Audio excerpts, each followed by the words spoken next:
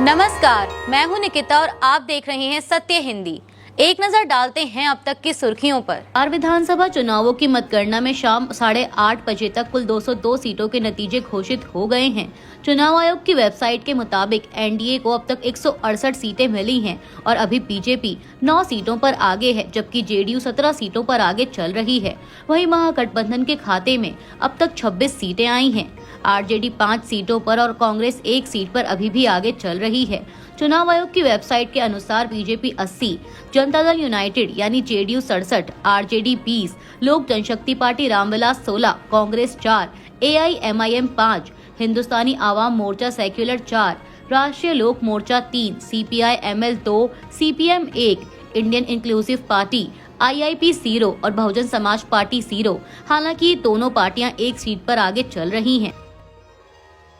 बिहार चुनावों में एनडीए की बड़ी बढ़त के बाद प्रधानमंत्री नरेंद्र मोदी ने दिल्ली स्थित बीजेपी मुख्यालय में कार्यकर्ताओं को संबोधित किया।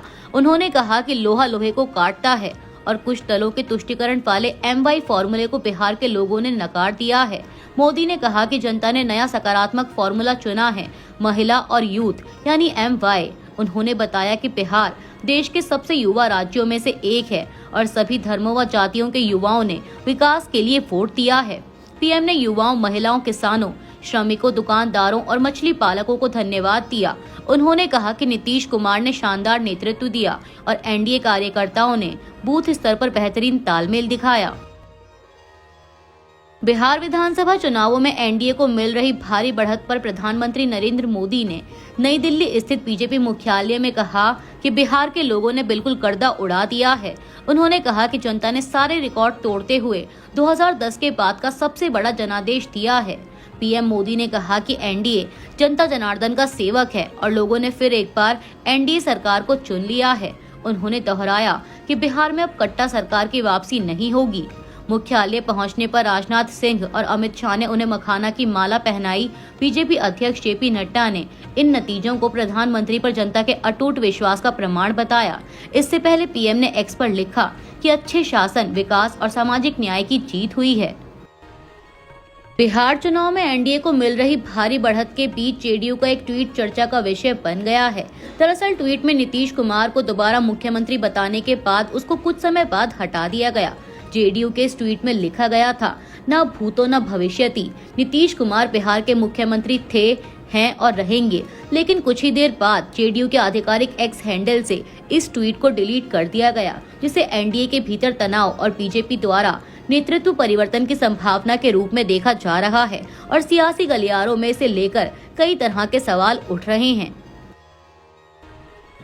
बिहार विधानसभा चुनावों में असदुद्दीन ओवैसी की पार्टी एआईएमआईएम ने सीमांचल क्षेत्र में अच्छा प्रदर्शन करते हुए 5 सीटें जीत ली हैं। चुनाव आयोग के अनुसार जोकीहाट से मोहम्मद मुर्शीद आलम, बहादुरगंज से मोहम्मद तौसीफ आलम, कोचधामन से मोहम्मद सरवर आलम, अमौर से अख्तरुल ईमान और बैसी से गुलाम सरवर विजयी रहे। इन 5 जीतों के बाद किसी अन्य सीट पर एआईएमआईएम की बढ़त नहीं है। जीत पर प्रतिक्रिया देते हुए ओवैसी ने सीमांचल की जनता का शुक्रिया अदा किया और कहा कि उनकी पार्टी सीमांचल के इंसाफ की लड़ाई जारी रखेगी। उन्होंने स्वीकार किया कि एनडीए की जीत उम्मीद से बड़ी रही और कहा कि जनता के फैसले का सम्मान किया जाना चाहिए। ओवैसी ने नीतीश कुमार को बधाई देते हुए कहा कि अगर सरकार सीमांचल के विकास पर ध्यान देगी तो एआईएमआईएम रचनात्मक सहयोग देने को तैयार है। उन्होंने यह भी कहा कि वह सीमांचल आते रहेंगे और लोगों की समस्याओं को उठाते रहेंगे। वहीं एआईएमआईएम बिहार के आधिकारिक एक्स हैंडल से ट्वीट किया गया है कि कांग्रेस ने वोट काटकर हमें भारी नुकसान पहुंचाया है, वरना हम 15+ सीटें जीत रहे थे। बिहार विधानसभा चुनाव में राघोपुर सीट से आरजेडी नेता तेजस्वी यादव ने जीत दर्ज की है। उन्होंने बीजेपी उम्मीदवार सतीश कुमार को 14,532 वोटों के अंतर से हराया, जबकि जनसुराज पार्टी के चंचल कुमार चौथे स्थान पर रहे। बिहार विधानसभा चुनाव में महुआ सीट से जनशक्ति जनता दल के प्रमुख तेज प्रताप यादव 44,997 वोटों के अंतर से लोक जनशक्ति पार्टी रामविलास के उम्मीदवार संजय कुमार सिंह से हार गए। चुनाव आयोग के डेटा के अनुसार संजय कुमार सिंह को 87,641 वोट मिले, वहीं तेज प्रताप यादव को 35,703 वोटों के साथ तीसरे स्थान पर रहे। इसके अलावा आरजेडी उम्मीदवार मुकेश कुमार रोशन 42,644 वोटों के साथ दूसरे स्थान पर रहे। बिहार विधानसभा चुनाव में प्रशांत किशोर की जनसुराज पार्टी उम्मीदों के मुताबिक प्रदर्शन नहीं कर पाई और एक भी सीट जीतती नहीं दिख रही है। चुनाव प्रचार के दौरान प्रशांत किशोर कहते थे कि उनकी पार्टी या तो अर्श पर होगी या फर्श पर, लेकिन नतीजों में जेएसपी फर्श पर जाती दिखी। माइग्रेशन, बेरोजगारी, शिक्षा और उद्योगों की कमी जैसे मुद्दों पर मजबूत प्रचार के बावजूद पार्टी मतदाताओं को आकर्षित नहीं कर सकी। जेएसपी ने 243 सीटों पर उम्मीदवार उतारे थे, लेकिन उसका वोट शेयर लगभग 3% तक सीमित रहा। माना जा रहा है कि यह वोट मुख्य तौर पर महागठबंधन से कटे हैं, जिससे उसे नुकसान हुआ। 243 सदस्यीय विधानसभा में जहां एनडीए भारी जीत की ओर बढ़ रहा है, वहीं जेएसपी का प्रदर्शन उम्मीदों से बहुत नीचा रहा।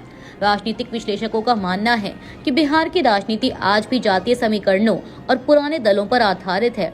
इसीलिए जेएसपी मुद्दा आधारित राजनीति के बावजूद वोट बैंक नहीं बना सकी। पार्टी नेताओं ने माना कि वे लोगों तक अपना संदेश ठीक तरह नहीं पहुंचा पाए।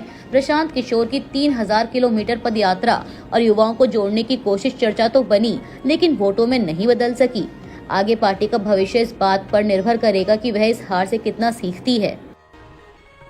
बिहार विधानसभा चुनाव 2025 के रुझानों पर मुख्यमंत्री नीतीश कुमार ने एक्स पर प्रतिक्रिया देते हुए राज्य की जनता और एनडीए के सहयोगियों का आभार जताया। उन्होंने कहा कि लोगों ने भारी बहुमत देकर उनकी सरकार पर विश्वास जताया है और इसके लिए वे सभी मतदाताओं को नमन करते हैं। नीतीश कुमार ने प्रधानमंत्री नरेंद्र मोदी के सहयोग के लिए विशेष धन्यवाद दिया। उन्होंने चिराग पासवान, जीतन राम मांझी और उपेंद्र कुशवाहा को भी एनडीए की मजबूत एकजुटता और बड़ी जीत के लिए धन्यवाद दिया। मुख्यमंत्री ने कहा कि सभी के सहयोग से बिहार और तेजी से आगे बढ़ेगा और देश के विकसित राज्यों में शामिल होगा। रुझानों में एनडीए 203 सीटों पर आगे है, जबकि महागठबंधन सिर्फ 34 सीटों पर बढ़त में है। बिहार विधानसभा चुनाव 2025 में महागठबंधन की सहयोगी पार्टी वीआईपी के प्रमुख मुकेश सहनी ने अपनी हार स्वीकार कर ली है। उन्होंने एएनआई से बात करते हुए कहा कि वे जनता के जनादेश का सम्मान करते हैं और एनडीए को बड़ी जीत के लिए बधाई देते हैं। सहनी ने माना कि इस चुनाव में माताओं और बहनों का वोट एनडीए के पक्ष में गया, जिसके कारण उन्हें भारी बढ़त मिली है। उन्होंने कहा कि वे अपनी हार स्वीकार करते हैं और आने वाले समय में यह समझने के लिए मंथन करेंगे कि पार्टी कहां कमजोर रही। बिहार विधानसभा चुनावों में एनडीए को मिल रही भारी बढ़त के बाद प्रधानमंत्री नरेंद्र मोदी ने मुख्यमंत्री नीतीश कुमार और गठबंधन के अन्य नेताओं को बधाई दी है। पीएम मोदी ने एक्स पर लिखा कि एनडीए ने बिहार में चौतरफा विकास किया है और जनता ने उनके कामकाज और आगे के विजन पर भरोसा जताते हुए भारी बहुमत दिया है। उन्होंने नीतीश कुमार के साथ चिराग पासवान, जीतन राम मांझी और उपेंद्र कुशवाहा को भी इस बड़ी जीत के लिए शुभकामनाएं दी। ताजा रुझानों के अनुसार बीजेपी, जेडीयू, लोक जनशक्ति पार्टी रामविलास वाले एनडीए गठबंधन की 204 सीटों पर बढ़त है, जबकि आरजेडी कांग्रेस का महागठबंधन सिर्फ 33 सीटों पर आगे चल रहा है। यह डेटा बुलेटिन बनाने के समय अनुसार तक है। बिहार विधानसभा चुनावों के रुझानों के बीच महागठबंधन के पीछे होने पर कांग्रेस नेताओं की तीखी प्रतिक्रियाएं आई। छत्तीसगढ़ के पूर्व मुख्यमंत्री भूपेश बघेल ने कहा कि शुरुआती रुझानों में एनडीए 3/4 बहुमत की ओर बढ़ रही थी, जिसकी भविष्यवाणी पहले ही अमित शाह कर चुके थे। उन्होंने पूरे चुनाव की जिम्मेदारी मुख्य चुनाव आयुक्त ज्ञानेश कुमार पर डालते हुए कहा कि बिहार चुनाव में उनकी भूमिका बेहद अहम रही है।